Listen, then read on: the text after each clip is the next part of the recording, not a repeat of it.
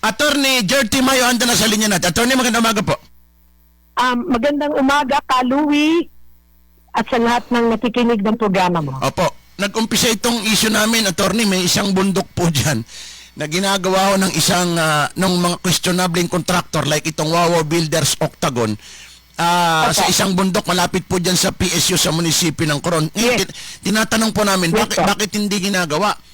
Bakit siyam na tao lang gumagawa? Yung pala, may issue po yun. Tapos yung kinutkot po doon ng mga graba, yung pala, yun yung dinala po doon sa illegal reclamation ng LGU dati na pinorpit ngayon ng PRA. Meron ba kayong background dito, attorney, for background purposes po? Sige po. Well, unang-una po, merong grupo pa kasi yung Sagip Coron, no? Na 4 years ago, 2021 or 2022, Opo.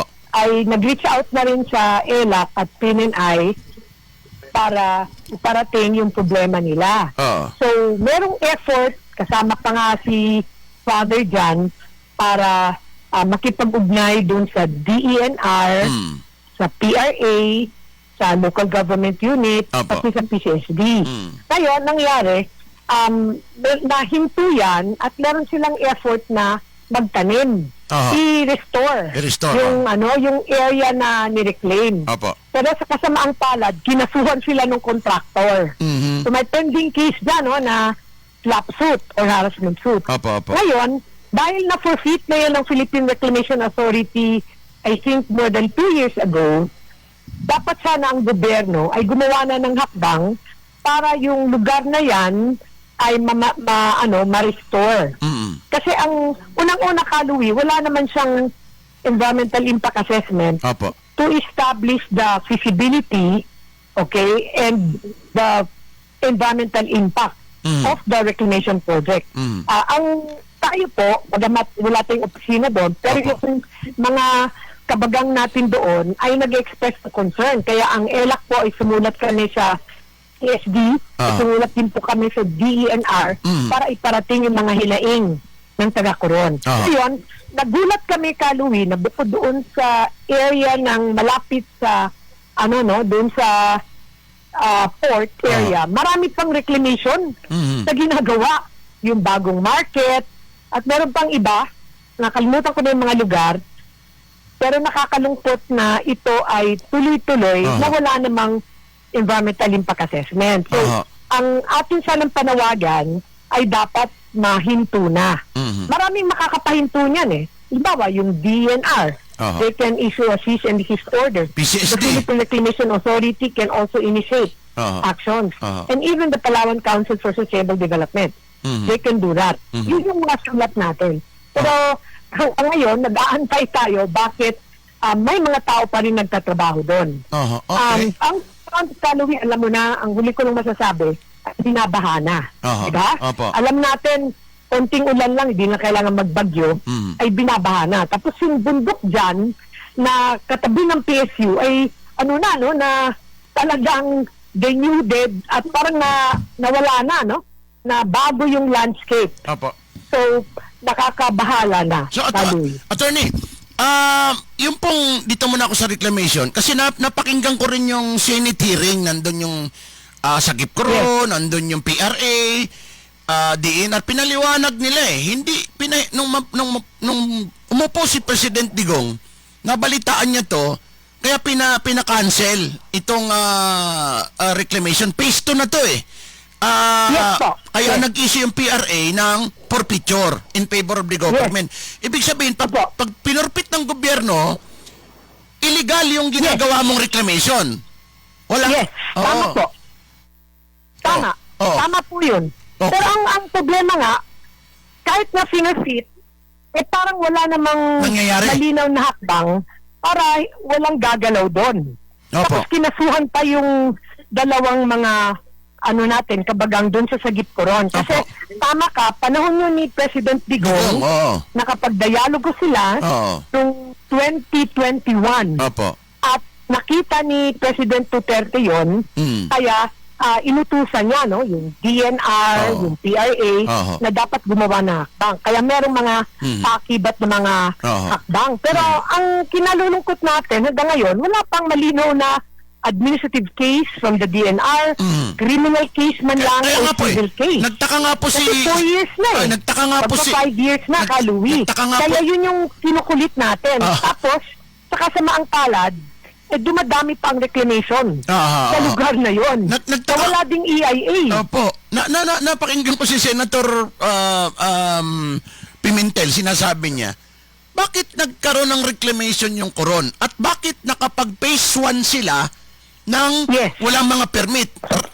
Napatigil lang ito ng makialam na si President Duterte pinahinto itong reclamation na ito. So, dapat tama yung sinasabi ninyo eh. Bakit nireclaim ninyo nang walang presidential proclamation? Dapat ito mga taga-DENR na to at yung mga nag-i-issue ng mga permits dyan sa illegal proclamation na yan, dapat nakasuhan lahat yon. Pero walang nangyayari ata, no, Attorney, no?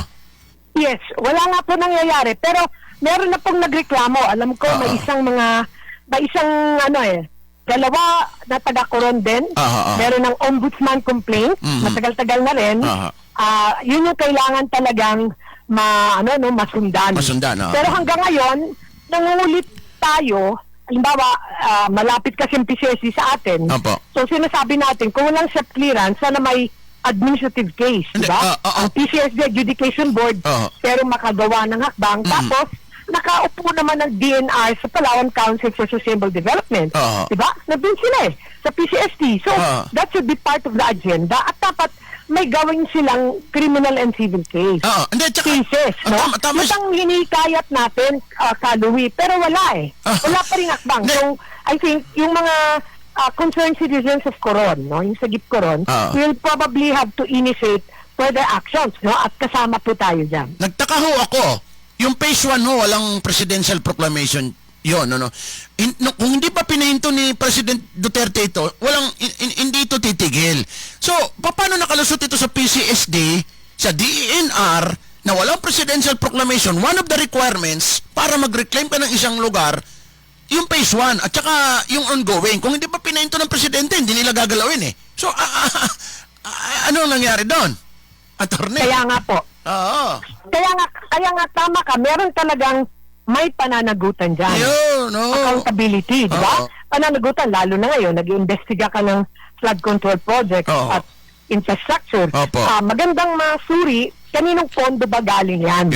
Di ba? Saan? Kung sino sa mga congresspersons natin, tanong to tanong lang, yan ba ay galing sa Kongreso? Diba? Magkano ba ang nilaan para dyan sa reclamation project? So, kailangan maimbestiga yan. At ngayon na tinatanong mo ko, hindi lang po yan, Louis, ang kailangan maimbestigahan. Marami pala.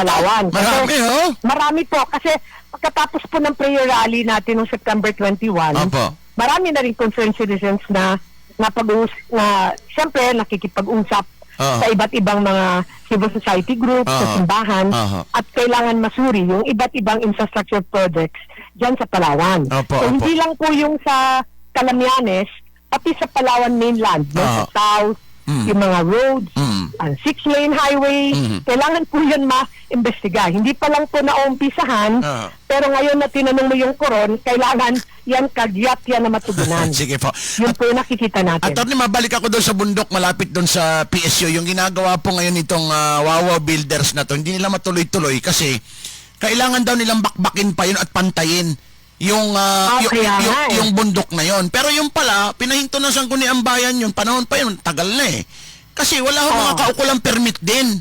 At yung panambak na kinuha nila doon nila nilagay sa illegal reclamation pala. Yung pala yung istorya niyan. Ngayon, hindi pa magalaw-galaw yung bundok na yun, attorney. Ano bang, maraming clearance po yung kailangan bago nila magalaw, ano? Yung bundok sa may PSU. At saka, tama ka, Louis. At saka kailangan pasahin. Kailangan i-assess kung anong sapat na katubunan doon. Ipapanumbalik ba yun? I-restore? Kasi alam natin sa ilalim ng mga umiiral nating batas at patakaran, meron kang tungkulin i-restore o rehabilitate, diba?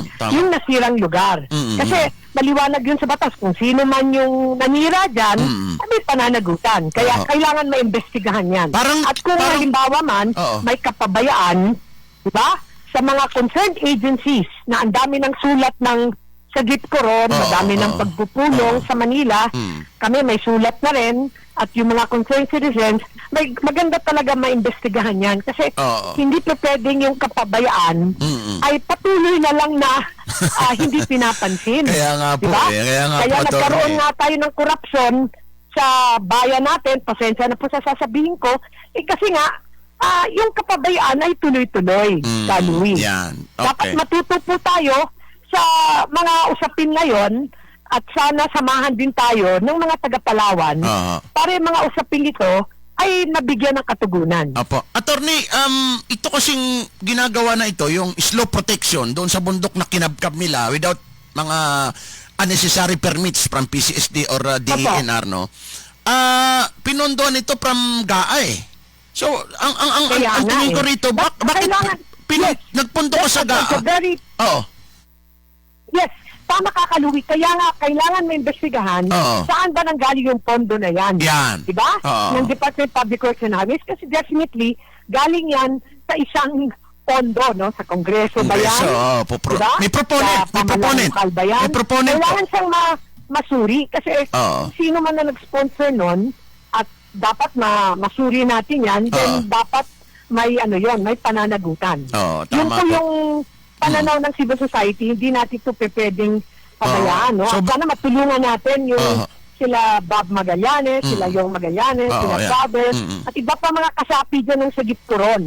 Tama. Nakikisa tayo sa adikain nila, pero maganda na natalakay mo ito ngayon, kasi ang pag-imbestiga niyan ay masalimuot, Kaluwi. Masalimuot, Masalimuot talaga. Malalim. Hindi sa biro, kasi ilang pulong na ang ginawa. Nako, si Attorney Anda. Nako, lumalalim to eh. Sige, mo lang, balik mo na lang muna doon para hindi maubusan si doon sa slow protection natin. Attorney?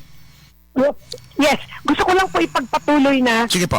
Ngayon na natalakayan, sana hindi na natin pabayaan yung pagpupursigi ng accountability, ng pananagutan.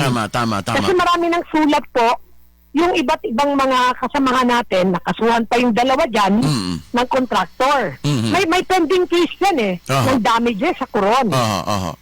Nagastusan pa sila na nga yung nagpursige na ma-restore, ma-rehabilitate, mapanagot yung government agencies. Sila pa yung nakasuhan. Okay. Kawawa naman yung mga kabagang natin dyan sa Sagip Coron. So, maraming usapin dyan, Kaluwi, at nakaantabay kami, no? Ano ang tugon ng DENR? Diba? Kasi sa DENR, meron kang Environmental Management Bureau, ng DNR Senro, yung DNR Penro, Attorney. at yung PCSD. At yung pamalang lokal. Diba? Yung local government yun. Tama po. Attorney. Kaya meron din tayong pangungulit sa DILG. Tama po. Attorney, sino ba yung nakaupo na PCSD director ng panahon na yon? Habang nire-reclaim ko. Si Attorney Teodoro Jose Mata. Si Attorney Mata na. Attorney PG Mata. Marami kaming sulat sa kanya. Yes. Hindi nakita ni Attorney Mata ito at saka ng DENR na wala pa lang, kasi ang dali na, pagka nag-reclaim ka pala, kailangan mo ng presidential proclamation, presidente. Sa presidente manggagaling. Down to the smallest form of the government, down to the barangay. Pero kailangan mo i-proclaim mo muna yan para i-reclaim yung lugar. Okay. Ang mawalang galang na, Kaluwi, no? Ang sinasabi ng reclamation rules, kailangan meron kang authority to reclaim. At ang may authority nun ay yung PRA. Okay. So, kung meron mang pakikipag-ugnay ang LGU, the LGU cannot just do reclamation kasi may kaso yan May kaso yan ang Korte Suprema dyan na sino ang may authority, no? To reclaim. So, dapat ang PRA should take an active role. So, meron din silang pananagutan, no? Kung walang galang na po. Kasi, bakit napabayaan yan, 4 na taon na, simula yung tanong mo, maganda yung tanong mo It's almost 5 years, continuing problema, tapos ang nakakabahala pa, dumami na yung reclamation sa Coron.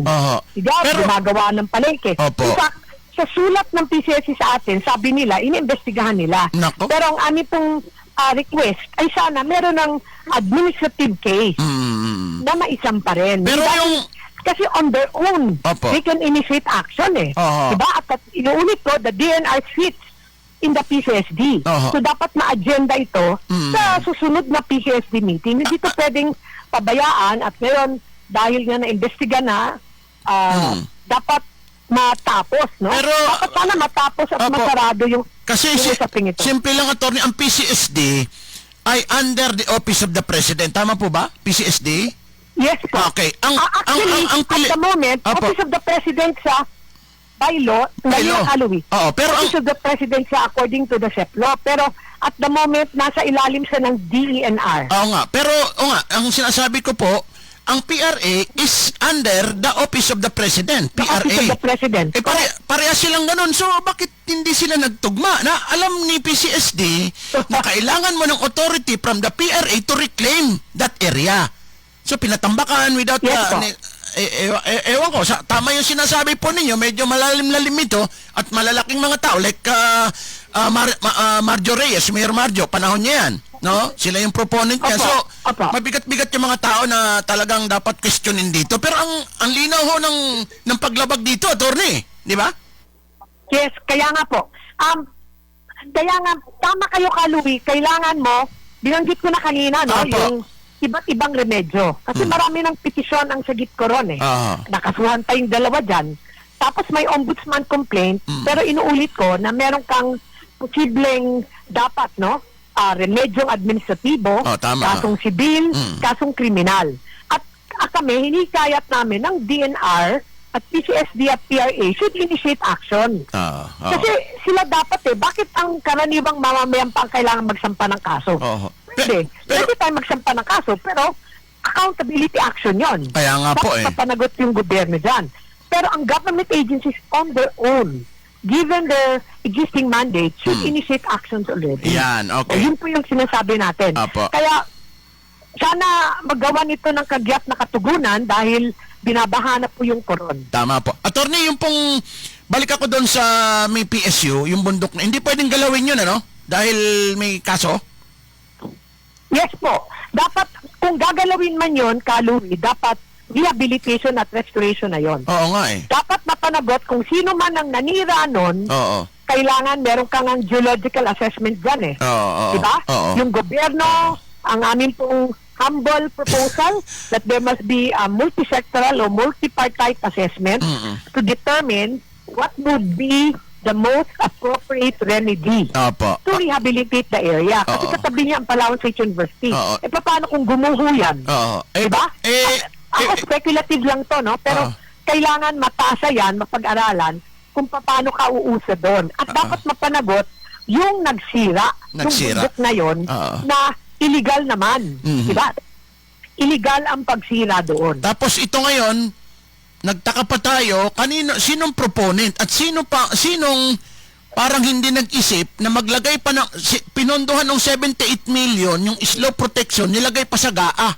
Na questionable po yung bundok na yun. Kaya nga po, Grabe. sa pagkakalam ko, Kaluwi, pasensya na sa sasabihin ko po, no? Pero